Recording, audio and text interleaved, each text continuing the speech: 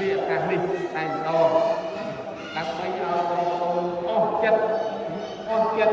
ក្នុងការនៅមន្ទិលសង្ស័យនៅកិច្ចការនេះកំណោះនេះតទៀតអញ្ចឹងហើយអ្វីដែលបាន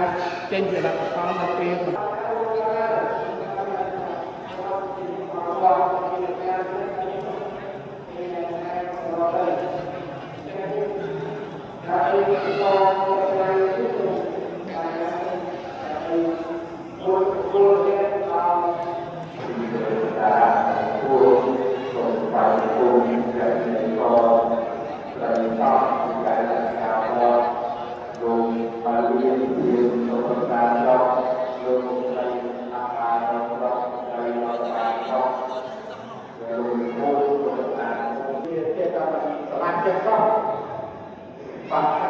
ហើយចិត្តនេះក៏បានសូមប្រគេនមកឲ្យព្រះគុណដើម្បីឲ្យលោកដឹកនាំបាទដឹកនាំដើម្បីរៀបចំចាត់ចែងកម្មវិធីថ្ងៃនេះទៅដែរបាទហើយចិត្តលោកតានិយាយសួរថានេះចាប់ត្រង់មកពីប្រឹកខាងបាទនៅក្នុងការមករបស់ទៅទៀតហើយក្នុងអង្គទៅគូដល់ដល់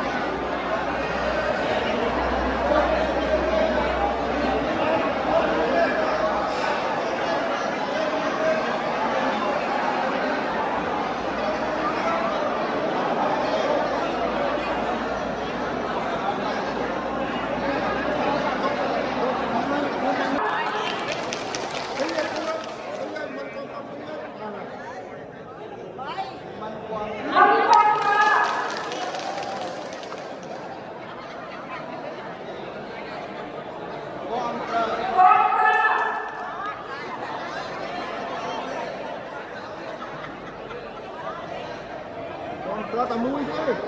ไอ้เจ้าปูมัน